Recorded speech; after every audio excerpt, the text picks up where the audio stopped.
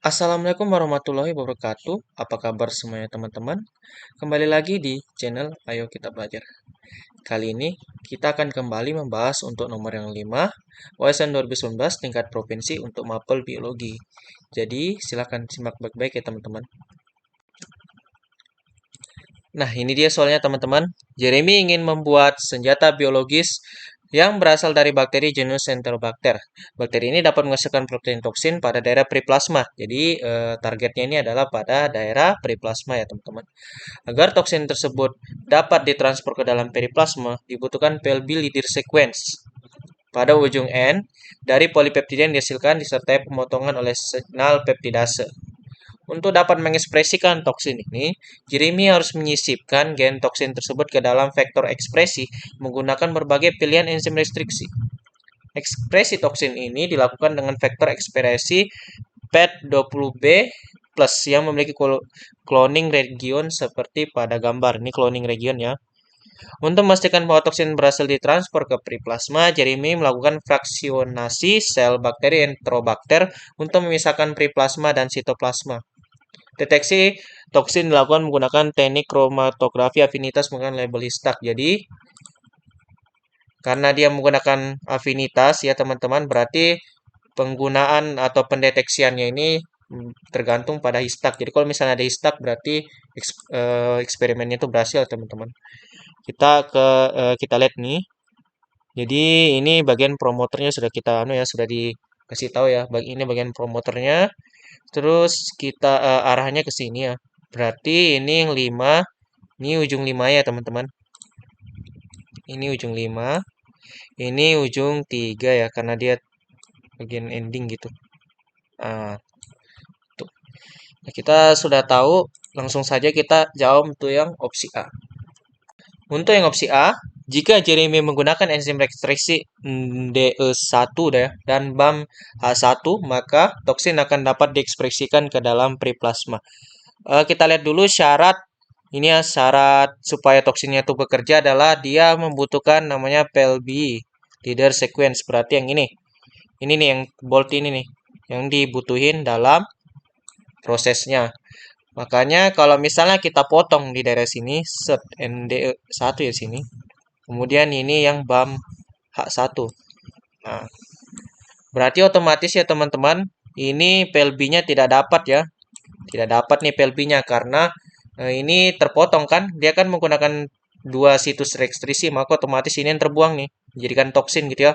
Makanya ini jelas tidak terjadi gitu. Tidak terjadi toksin pengekspresiannya di dalam periplasma. Jadi yang A ini salah ya teman-teman. Kemudian yang untuk opsi B, penggunaan double digest enzim Eco RV R5 ya maksudnya itu dan Eco R1 dapat menyebabkan Histag dapat terdeteksi pada fraksi periplasma. Berarti maksudnya adalah kalau misalnya dia terdeteksi Histag seperti yang sudah saya bilang tadi ya teman-teman bahwa percobaannya itu berhasil kalau misalnya dia terjadi pendeteksian Histag. Makanya kita lihat di sini. Kali ini dia kita ganti tintanya ya. Ini dia di Eco R5 ya ini. Yang dari sini. Terus Eco R1. Ini. Terus kita mau sisipin gen toksinnya ke dalam sini. Sebagai pengganti dari ini. Nah, syaratnya tuh sederhana aja ya untuk membuat senjatanya ini adalah cuma PLB leader sequence. Berarti ini kalau aja ada PLB leader sequence-nya, maka itu sudah pasti terbentuk sudah ya toksinnya pada periplasma yang otomatis dapat menyebabkan Histagnya itu jadi nyala ya. Makanya untuk yang opsi B kali ini benar ya teman-teman, soalnya dia motongnya di sini nih. Berarti karena dia potongnya di sini dan PLB-nya masuk, maka otomatis dia toksinnya dapat bekerja dan menyerang periplasma gitu. Kemudian untuk yang opsi C, sequencing nukleotida pada coding region dari vektor PET20B plus dapat dilakukan jika menggunakan primer T7 terminator. Berarti yang di sini primernya ya. Berarti dia mau bikin di daerah sini. Nah, set gitu. Nah, kalau misalnya kita menggunakan ini kan ini ya, ini ujung 3 nih kan, ini ujung 3. Maka otomatis bagian bawahnya yang non coding gitu ya. Encoding. Jadi kan sebenarnya DNA itu kan terdiri atas dua bagian gitu ya. Yang pertama yang bagian atas dan yang kedua yang bagian bawah. Yang bagian atas itu disebut coding. Kenapa? Karena itu yang dipakai buat mengkode mRNA ya.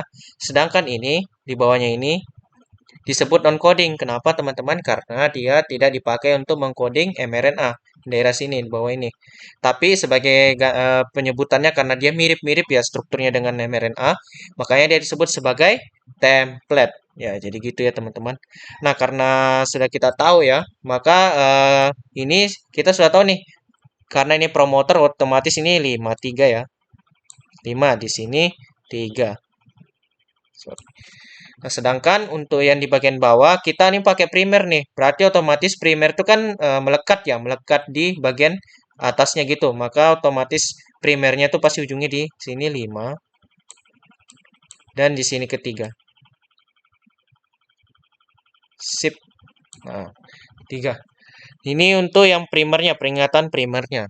Nah, kalau kita sudah tahu seperti yang kita bilang teman-teman bahwa syarat untuk terbentuknya eh, toksin tadi itu adalah dia harus ada PLBD leader. Makanya kalau misalnya mau di sequencing nukleotida pada coding region, nih kita kan mau pakai yang coding region nih, mau di sequencing nih. Nah, supaya dia bisa terpakai, maka otomatis dia nih harus dari ujung 3 teman-teman. Kalau misalnya mau pakai primer, dia harus dari ujung 3 karena dia kan seperti yang kita tahu DNA polimerase kan dia mentranskripsinya kan dari ujung 5 ke ujung 3. Maka otomatis nanti DNA polimerase ke sini ya, ke kiri sini.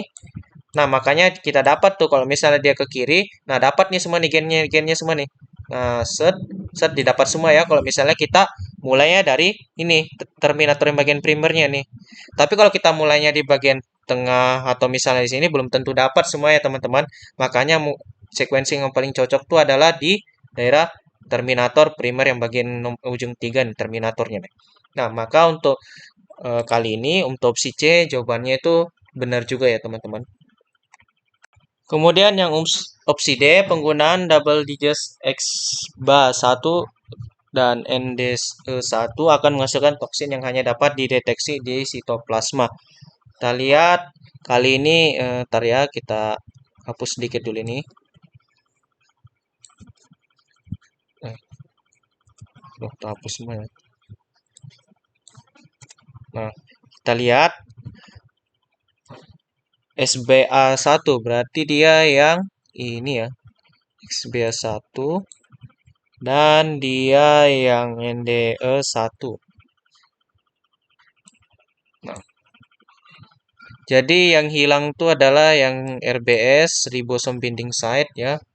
Dan sebagai ganti dari toksinnya. Sebenarnya cara menjawabnya ini ada dua ya teman-teman. Yang pertama, secara pasti jelas ya kalau misalnya kita kalau misalnya ya kita menghilangkan RBS kan berarti kalau ribosomnya tempat melekatnya ribosomnya itu hilang, maka otomatis tidak terbentuk proteinnya ya, protein toksinnya. Maka jelas untuk yang D ini salah gitu ya. Nah, terus salahnya di mana kalau kita menggunakan alasan seperti itu ya karena dia menghasilkan toksin. Sebenarnya tidak terhasilkan toksin gitu. Kalau misalnya teman-teman tahu tuh apa arti dari RBS. Nah, kemudian tuh alasan yang kedua sebenarnya teman-teman bisa menggunakan alasan ini sebenarnya belum tentu di sitoplasma ya karena tidak ada penjelasan mengatakan bahwa misalnya nih misalnya kalau misalnya kita hilangkan RBS-nya tuh dia munculnya di sitoplasma gitu ya kalau misalnya kita hilangkan. Maka sudah pasti jawabannya karena dia belum tentu kita pasti jawabnya ini D-nya nih salah gitu teman-teman. Jadi untuk soal kali ini jawaban yang benar tuh adalah untuk opsi A tuh salah teman-teman. Kemudian untuk yang opsi B itu benar. Kemudian untuk yang opsi C itu benar. Kemudian untuk opsi D itu salah ya teman-teman. Jadi S, B, B, S gitu. Jadi sekian untuk kali ini. Semoga bermanfaat. Sampai jumpa di video selanjutnya. Assalamualaikum warahmatullahi wabarakatuh. Salam sejahtera untuk kita semua.